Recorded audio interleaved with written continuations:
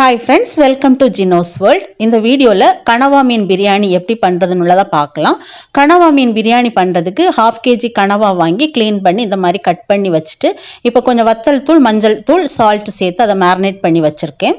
இப்போ ஒரு பேன்ல oil add பண்றேன். நான் கீ இதுக்கு ஆட் பண்ணல. கனவா பிரியாணிக்கு ஆயில் சூடானதும் ஒரு பே லீஃப் ஆட் பண்றேன். அப்புறமா 2 ஏலக்காய், ஒரு சின்ன துண்டு பட்டை, 3 கிராம்பு, ஒரு பிஞ்ச் பெருஞ்சீரகம் ஆட் பண்றேன். அதுக்கப்புறம் 2 பெரிய வெங்காயம் கட் பண்ணி வச்சிருக்கிறது இதில் ஆட் பண்ணுறேன். 2 பச்சை மிளகாய், கொஞ்சமாக சால்ட் சேர்த்து வெங்காயம் நல்லா வதங்கினதுக்கு அப்புறமா இதில் புதினா மல்லியெல்லாம் ஆட் பண்ணணும். புதினா வந்து ரொம்ப கம்மியாக தான் ஆட் பண்ணுறேன். ஒரு 10 லீஃப் தான் நான் இதில் ஆட் பண்ணுறேன் கனவா பிரியாணிக்கு. புதினா சேர்த்து புதினாவை கொஞ்சம் வதக்கி விட்டுட்டு அப்புறமா கொஞ்சமாக மல்லியெல்லாம் ஆட் பண்ணுறேன். மல்லியலையும் நல்லா வதங்கட்டும். வதங்கினதுக்கு அப்புறமா இதில் இஞ்சி பூண்டு பேஸ்ட் வந்து ஆட் பண்ணணும். இஞ்சி பூண்டு பேஸ்ட் வந்து நான் 2 டேபிள் ஸ்பூன் இஞ்சி பூண்டு பேஸ்ட் இதில் ஆட் பண்ணுறேன். இஞ்சி பூண்டு பேஸ்ட்டோட பச்சை வாசனை போகிற வரைக்கும் இதை வதக்கி விட்டுறலாம்.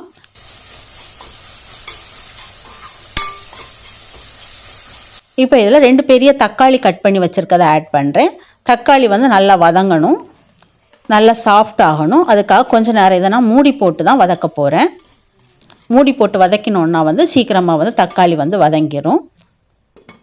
இன்றைக்கி கனவா மீன் பிரியாணிக்கு நான் சைட் டிஷ்ஷாக வந்து ஃபிஷ் ஃப்ரை தான் பண்ணுறேன். ஃபிஷ் ஃப்ரைக்கு வந்து ஏற்கனவே மேரினேட் பண்ணி வச்சுருந்தேன் ஃபிஷ்ஷை. அதில் வந்து இப்போ பேனில் வந்து ஃப்ரை பண்ண போடுறேன். இதோட கொஞ்சம் கிழங்கு வேக வச்சுருக்கேன் இன்றைக்கி. தக்காளி வந்து நல்லா வதங்கிடுச்சு. இப்போ இதில் கனவா இதில் சேர்த்துடலாம். 1/2 kg கனவா மேரினேட் பண்ணி வச்சுருந்ததை இதில் ஆட் பண்ணுறேன். கனவா மீன் பிரியாணிக்குள்ள இன்க்ரீடியன்ட்ஸ் எல்லாமே வந்து நான் டிஸ்கிரிப்ஷனில் வந்து மெஷர்மெண்ட்டோட கொடுக்குறேன்.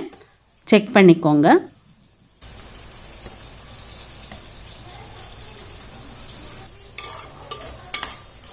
ஆட் பண்ணிவிட்டு அதை கொஞ்சம் மிக்ஸ் பண்ணி விட்டுறலாம்.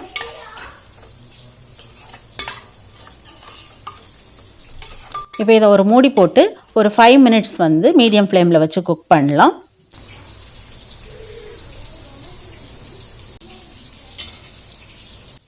ஃபைவ் மினிட்ஸ்க்கு அப்புறமா இதை ஓப்பன் பண்ணுறேன். இப்போ பாருங்கள், கனவாலேருந்து தண்ணி எல்லாம் வெளியே வந்திருக்கு. இப்போ இதில் 1 டேபிள் ஸ்பூன் அளவுக்கு ஜீரகத்தூள் ஆட் பண்ணுறேன். 1/4 டீஸ்பூன் அளவு மஞ்சள் தூள் ஆட் பண்ணுறேன்.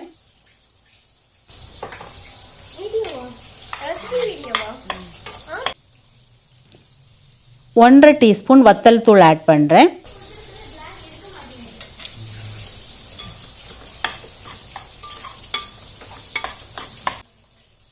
3/4 டீஸ்பூன் மல்லித்தூள் ஆட் பண்ணுறேன். எல்லாம் சேர்த்து நல்லா மிக்ஸ் பண்ணி விட்டுடலாம்.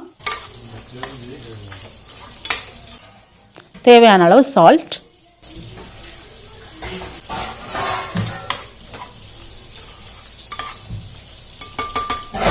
இப்போ இதை மூடி போட்டு ஒரு 5 to 10 மினிட்ஸ் வரைக்கும் மீடியம் ஃப்ளேமில் வச்சு குக் பண்ணலாம். கனவா வந்து குக் ஆகணும். ஒரு 10 மினிட்ஸ் கழித்து இதை நான் ஓப்பன் பண்ணிவிட்டு இப்போ இதில் ஒரு டீஸ்பூன் அளவு லெமன் ஜூஸ் வந்து ஆட் பண்ணுறேன். லெமன் ஜூஸ் ஆட் பண்ணிவிட்டு இதை மிக்ஸ் பண்ணி விட்டுடலாம். இப்போ பிரியாணிக்கு தேவையான அளவு தண்ணி ஆட் பண்ணுறேன். நான் வந்து 1/4 கப் அரிசி எடுத்திருக்கேன். 1 கப்புக்கு 2 கப் தண்ணி வச்சு 1/4 கப்புக்கு 2.5 கப் தண்ணி வரும். இப்போ நான் 2 கப் தண்ணி இதில் ஆட் பண்ணிவிட்டேன். அப்புறமா இதில் 1/2 கப் வந்து கோகனட் மில்க் வந்து ஆட் பண்ணுறேன். கனவா பிரியாணிக்கு கோகனட் மில்க் சேர்க்கும்போது அதோட டேஸ்ட் வந்து இன்னும் ரொம்ப நல்லாயிருக்கும். இப்போ கோகனட் மில்க் சேர்த்தாச்சு. சேர்த்து சால்ட் எல்லாம் கரெக்டாக இருக்கான்னு பார்த்துட்டு இதை மூடி போட்டு இது நல்லா கொதிக்கணும். கொதித்ததுக்கப்புறம் இதில் வந்து அரிசியை வந்து ஆட் பண்ணணும். அரிசி வந்து நான் ஊற வச்சுருக்கேன், பாஸ்மதி அரிசியை. இப்போ தண்ணி நல்லா கொதிச்சிருச்சு. இப்போ இதை ஓப்பன் பண்ணிவிட்டு ஊற வச்சுருந்த பாஸ்மதி அரிசியை வந்து இதில் ஆட் பண்ணலாம். தண்ணி கொதிக்கும் போதே வாசனை வந்து அவ்வளோ நல்லா இருக்குது. கனவா பிரியாணிக்கு வந்து சீரகத்தூள் வந்து கொஞ்சம் அதிகம் சேர்த்தா தான் வந்து நல்லாயிருக்கும். இப்போ அரிசி இதில் சேர்த்துட்டு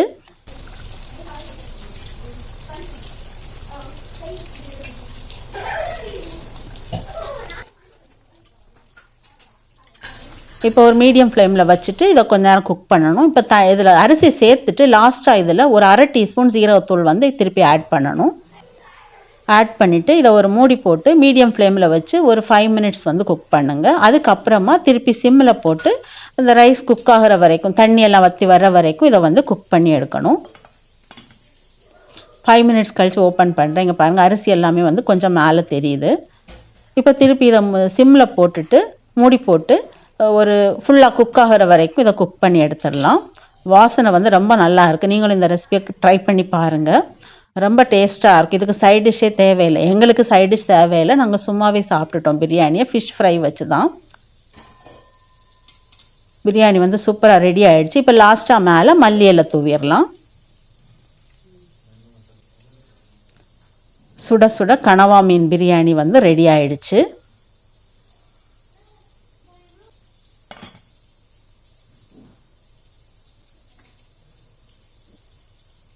பாருங்கள், பிரியாணி வந்து சூப்பராக இருக்குது. வாசனை வந்து ரொம்ப நல்லா இருக்குது.